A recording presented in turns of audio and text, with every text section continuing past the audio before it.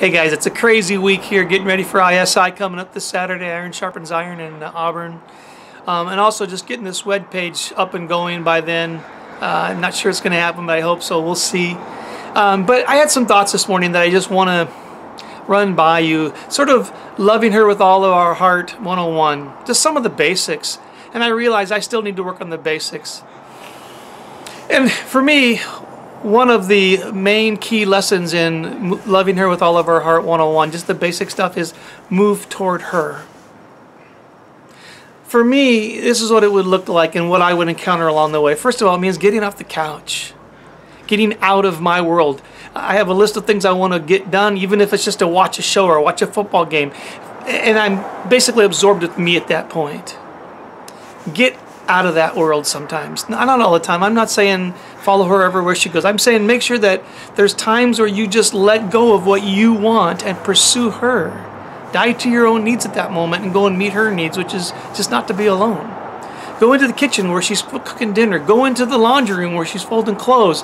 Go into the bedroom where she's straightening up or working on maybe some homework or whatever she's doing. Go into her world, physically be there. And then don't do the two things we normally do, and then do two other things. First of all, usually when we move toward her physically, oftentimes she's thinking we probably want something physical. Don't do that. At least once in a while, don't do that. Or else we want something, second of all, we want something from her so we can get back into our world and continue with what we were doing. Don't do that.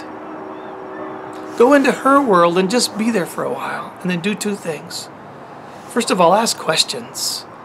We've dealt with this before. Very few of us know how to really just ask questions and then wait for an answer. And just listen.